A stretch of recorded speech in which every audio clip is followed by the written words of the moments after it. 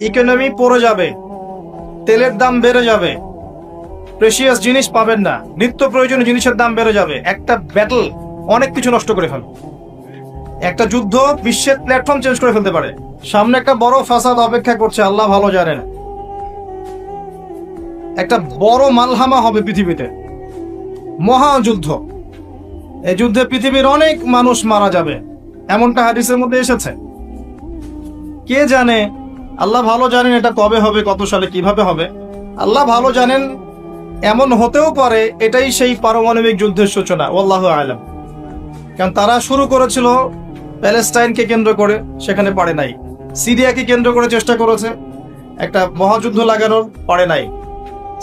সিরিয়াকে কেন্দ্র করে প্রায় হয়েই গিয়েছিল, এখানে অনেকগুলো দেশ ইনভলভ হয়ে গিয়েছিল, কিন্তু নিউক্লিয়ার যুদ্ধ পর্যন্ত যায়নি। কিছু মানুষ চাচ্ছে, একটা সভ্যতা চাচ্ছে যে পৃথিবীতে একটা মহাযুদ্ধ ঘটুক, এর ফলে পৃথিবীর ম্যাক্সিমাম মানুষ যেন মারা যায়, পরাশক্তিগুলো দমন হয়ে যায়, সে নতুন করে রাইজ করবে, সেই অপেক্ষায় বসে আছে। প্রথম বিশ্বযুদ্ধের পরে একটা কান্ট্রি বিশ্বের রুলিং স্টেট হয়েছে, দ্বিতীয় বিশ্বযুদ্ধের পর আরেকটা কান্ট্রি বিশ্বের রুলিং স্টেট হয়েছে। এখন অন্য কোন রাষ্ট্রকে যদি পৃথিবীর শাসন রাষ্ট্র হিসেবে আত্মপ্রকাশ করতে হয়, তাহলে বিশ্বে আরেকটা বড় যুদ্ধের দরকার আছে। জ্ঞানী মানুষ ইশারা বুঝবেন, তারা এই চেষ্টাই করছে। এভাবে বিশ্বের পরাশক্তিগুলোকে তারা লড়িয়ে দেওয়ার চেষ্টা করছে, এবং পিছন থেকে তারা দাবার গুটি চালছে, তারা সামনে আসবে না। এগুলো তারা বুঝবে যাদের দু চোখ আছে, খিদর আলাইহিস সালামের মতো। তারা বুঝবে না, লাহুম কুলুবুন লা ইয়াফকাহুনা বিহা ওয়া লাহুম আযানুন লা ইয়াসমাউনা বিহা ওয়া লাহুম আ'য়ুনুন লা ইউবসিরুনা বিহা উলাইকা কাল আনআম বাল হুম আদাল। এই শ্রেণীর মানুষ এগুলো বুঝবে না। তো পৃথিবীর প্রতিটা ক্ষেত্রে ফাসাদ মানুষ সৃষ্টি করেছে, আর মানুষের জন্য এই পৃথিবীর ক্ষতি অপেক্ষা করছে, পরকালীন ক্ষতি অপেক্ষা করছে।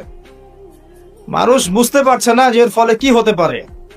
মেডিসিন বন্ধ হয়ে যেতে পারে, পরিবেশের মধ্যে অক্সিজেনের লেভেল কমে যাবে, ফ্রেশ বাতাস পাবে না মানুষ, ফ্রেশ খাবার পাবে না, ইকোনমি পড়ে যাবে, তেলের দাম বেড়ে যাবে, প্রেশিয়াস জিনিস পাবেন না, নিত্য প্রয়োজনীয় জিনিসের দাম বেড়ে যাবে। একটা ব্যাটল অনেক কিছু নষ্ট করে ফেলবে।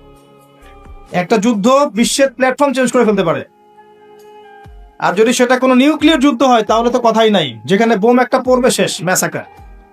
আর এখনকার নিউক্লিয়ার ওয়েপেন্স গুলো ওই জাপানের হিরোশিমা নাগাসাকির মতো নয়, এখনকার গুলো আরো অনেক শক্তিশালী। একটা বোমা একটা রাষ্ট্রকে উড়িয়ে দেওয়ার জন্য যথেষ্ট, মানুষ কঙ্কাল ছাই হয়ে যাবে, কিচ্ছু করতে পারবে না। আর যেসব রাষ্ট্রের এই ক্ষেপণাস্ত্র প্রতিরক্ষা ব্যবস্থা নাই, তাদের অবস্থা তো আরো অবস্থা খারাপ। কথা বুঝতে পারছেন না? ক্ষেপণাস্ত্র প্রতিরক্ষা ব্যবস্থা থাকে, কেউ যদি মিসাইল ছোড়ে সেটাকে আকাশেই ধ্বংস করা যায়। সেই প্রতিরক্ষা ব্যবস্থা যাদের নাই, তাদের কি অবস্থা হবে চিন্তা করতে পারে।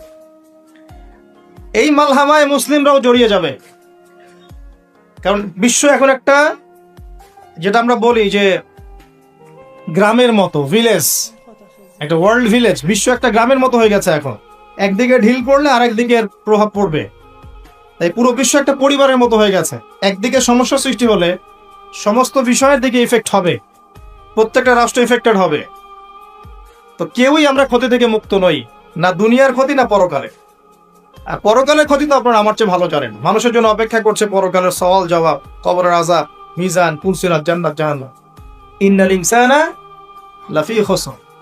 তারপরেও মনে হয় আমাদের চালচলন দেখলে যে ক্ষতি আমাদেরকে স্পর্শ করবে না। আমাদের ব্যাপারটা অনেকটা এমন যে আরে অন্যদিকে কি হয় হোক, আমি তো ভালো আছি। যখন সবকিছু নষ্ট হয়ে যায় তখন নিজেও ভালো থাকা যায় না।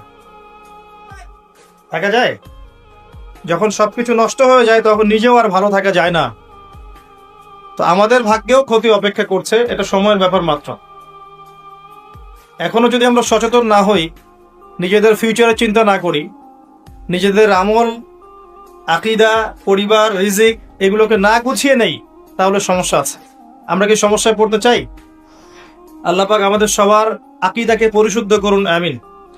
বেশি থেকে বেশি নেক আমল করার তৌফিক দান করুন, আমিন। আমাদের পরিবারগুলোকে আল্লাহ পাক জান্নাতি পরিবার রূপে কবুল করে নিন, আমিন। সবাইকে আল্লাহ পাক হালাল রিজিকের ব্যবস্থা করে দিন। দ্বীন ইসলামকে প্রতিষ্ঠা করার তৌফিক আল্লাহ পাক আমাদেরকে দান করুন।